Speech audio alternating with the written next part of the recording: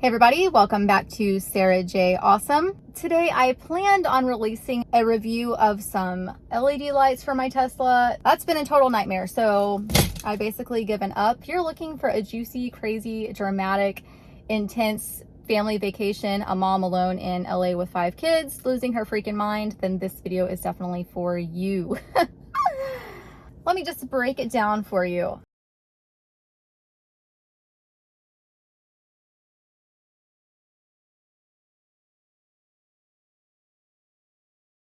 I did survive a week without my Tesla. We rented a Nissan Armada so that I could get around LA with my 5 children.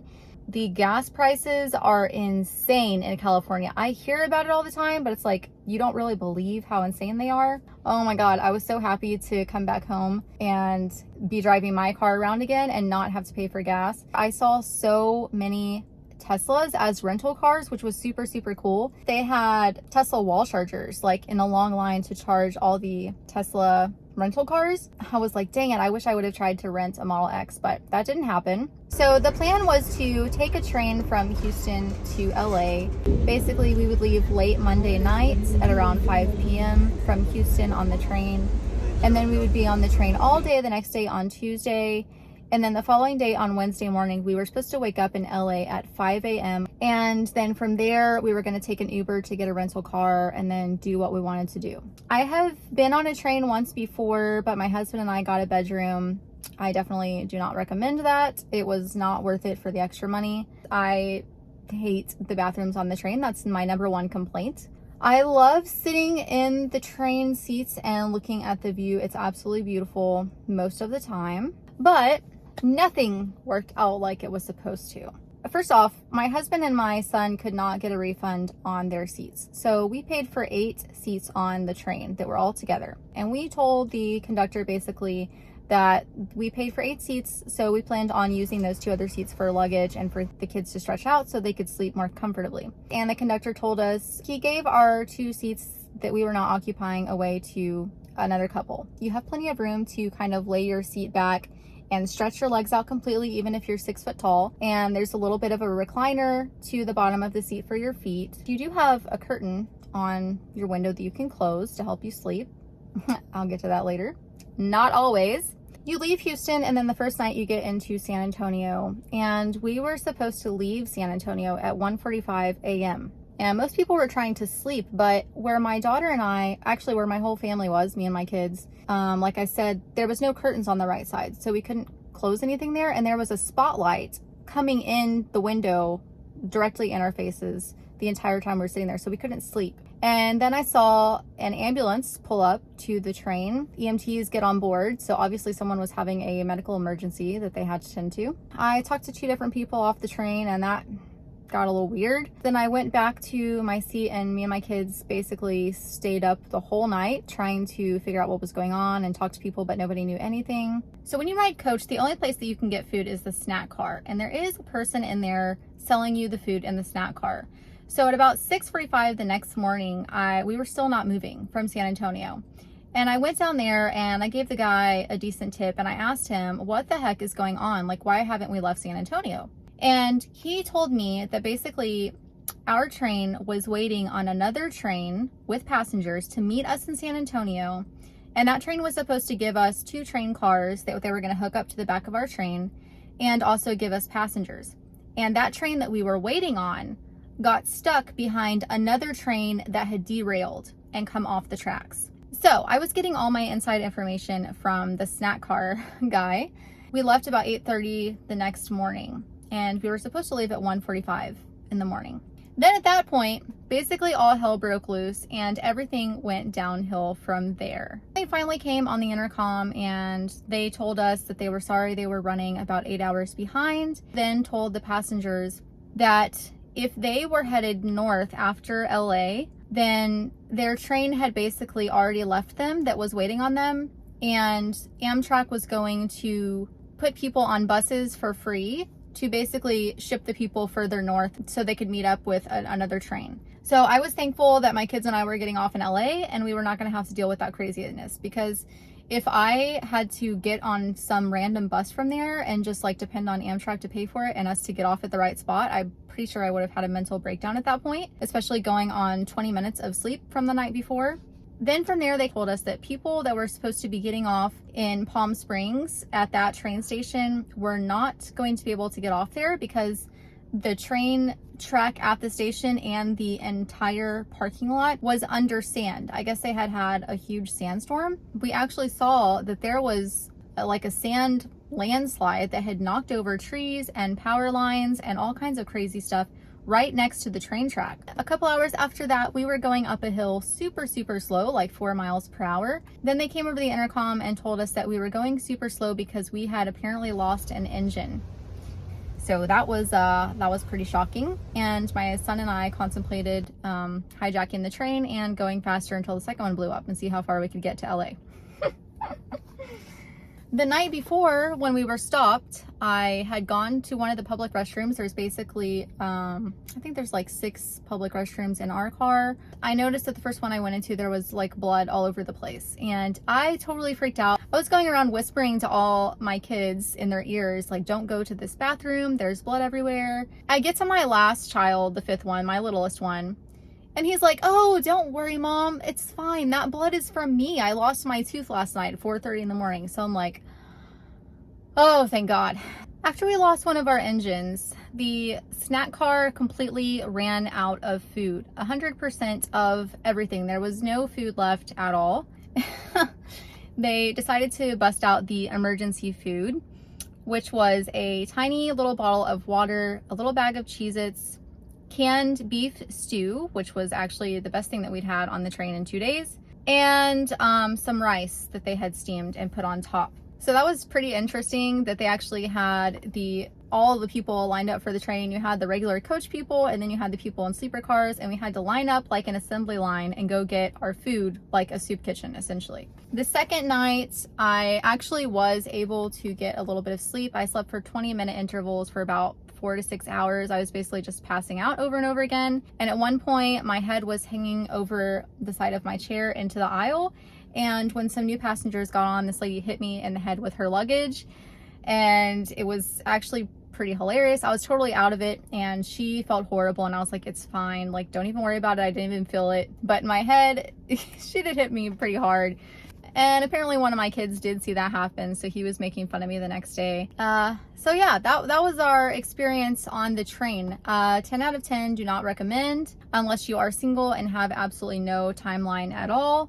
There's fun parts of the train and then there's like insane parts. It's totally unreliable when it comes to timing, but it was about half the cost or less of a plane ticket. So that's why we opted to do the train, and not all of our kids had been on a train, so it was like a once in a lifetime kind of thing. Then we finally got to LA and called an Uber to take us basically to the airport in Los Angeles so that we could get our rental car. It was over 45-minute Uber ride, and basically everything got worse from there. Everything was in my husband's name. The rental car was in my husband's name, the hotel, the tickets, everything, because my husband had planned on obviously going on this trip with us. Before we got inside, my kids finally started fighting. They hadn't fought for the last, couple days, but they were finally like at their wits' end, and I was too. So one of my kids was crying at this point.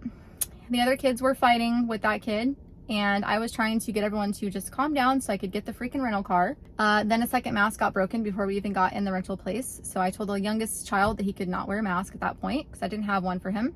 Got in there, and because everything was in my husband's name, they told me that I could not take the rental car. So she told me that I was out of luck and there was nothing she could do to help me, and I was just gonna have to Uber around LA for 6 days. Yeah, okay, yeah, sure, I'm gonna do that with 5 kids. Thank you so much for your help. So I went and sat down, called my husband almost in tears in the rental car place. And he was like, you know what? I'm just going to rent it from another place here. So I went over there and I was actually honest, and I told the lady what was going on. And she was super nice, broke all the rules for me and let me take the rental car. She was super nice, and she saved our entire family vacation. So I thanked her profusely and was like crying to her like she saved me. So that was a freaking miracle. We finally got our rental car, chilled out for a little bit, then we went back to the hotel. And our whole first day was basically shot. Thankfully, we didn't have any tickets to any parks that day. So I ended up taking the kids to Santa Monica Beach at like 10 o'clock at night. And my kids have never been on the beach at night except for one of them. And so I actually let them get in the water like up to their hips and play around in the waves and stuff in their clothes. If you jump over, let me know you're scared.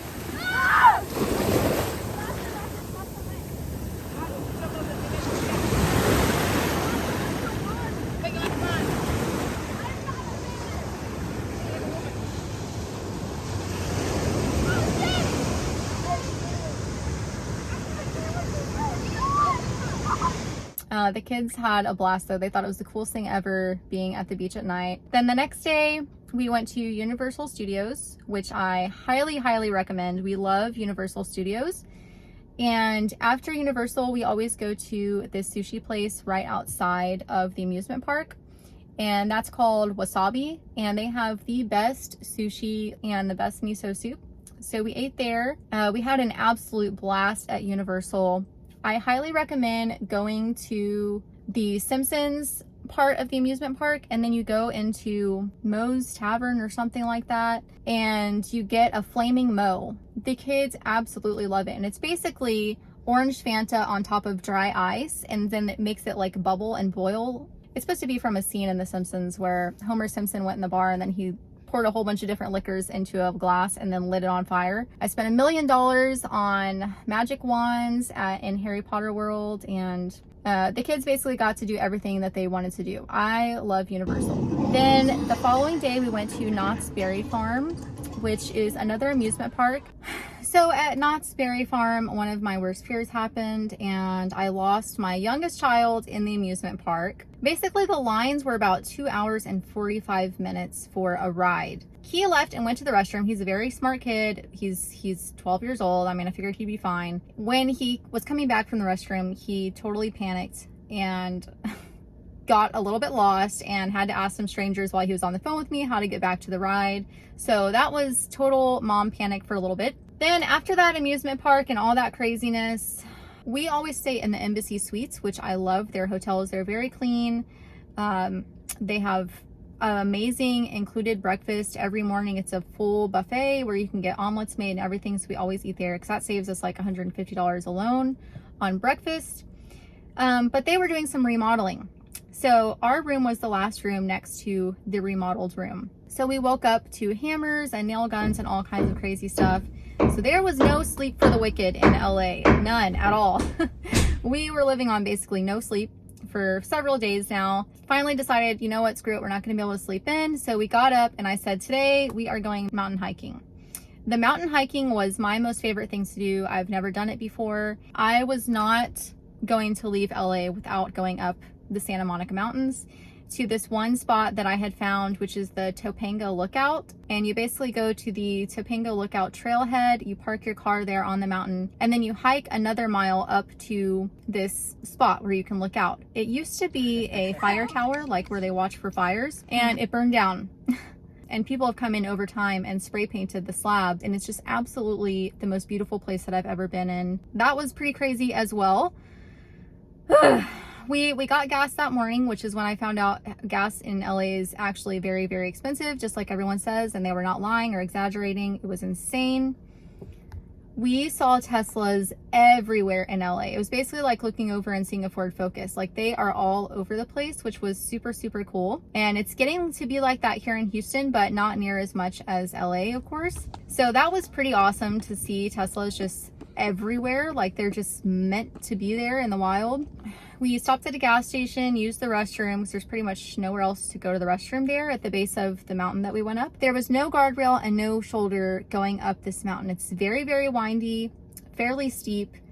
And that is another one of my worst fears that I conquered while I was there. I was driving up and down a windy mountain with no rail and no shoulder at all, and very, very narrow lanes. We finally made it to the little parking area there, which there's basically 3 parking spots, and then everyone else just kind of parks along the edge of the mountain, the road. So me and my kids started hiking, and of course as soon as we got onto the trail, everyone had to pee again. So we found a large rock and I had to show how to pop a squat. So we did that. After that, there was a swarm of bees. One of my sons took off running up the mountain and fell on the rocks and gashed his arm open. So he was bleeding the whole way up the mountain and did not want to go any further. But I told him we did not come halfway across the country to not go up this mountain and go to this lookout and take happy smiley pictures. So we were going up there whether someone died or not.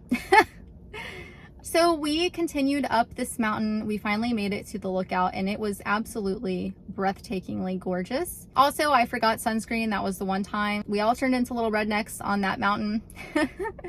Thank you to the strangers that saved my family pictures and also took a family picture for us with all of us sitting there together. So that was pretty amazing. And then we started our trek down the mountain, which driving down the mountain is apparently even scarier than driving up the mountain. Pretty proud of myself that we did not run off the side of the mountain and die. After that, we went to Santa Monica Beach again. So the kids played on the beach for a while, went back to the hotel, and the last day everyone just woke up, swam in the pool at the hotel, which they have an indoor pool, which is very, very nice. We got everything together, took the car back to the rental place. I've never been alone in the airport with all my children. My husband is always there with us. It's very, very stressful going through security with 5 or 6 children with all of our electronics. So we got in there and the alarm started going off on everybody's bag, including mine. So then they like separate me from my children. So they start swabbing my hands for like the bomb threat kind of stuff, which I didn't even know that's what that was for, the hand swab, until I asked them finally. It turned out that I was so worried about my kids' electronics that I left a tablet in my backpack, and then there was a Powerade in somebody's bag, and then there was a water in somebody else's bag. Then they had to like, you know,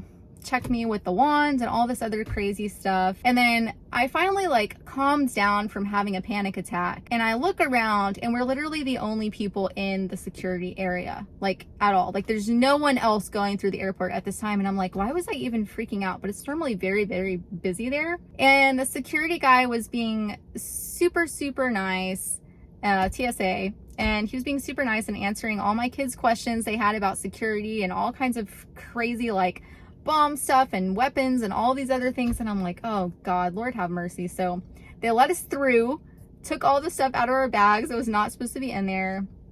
We got in the plane and we finally freaking made it home. So that was our adventure, and it's just been one thing after another. So that's why I've been away for a few weeks. It's been total insanity here. Anyway, I hope you enjoyed this little adventure of mine. This is what it looks like in my life behind the scenes of YouTube. Don't ever wish yourself to be in my shoes, because I promise you, it's craziness. Hopefully I will see you soon with a real Tesla video. Well, I finally did it. I drug most of my kids halfway across the country to stand on the top of this mountain. There's been blood, there's been lost teeth. There's been train delays, there's been rental car problems, but we made it.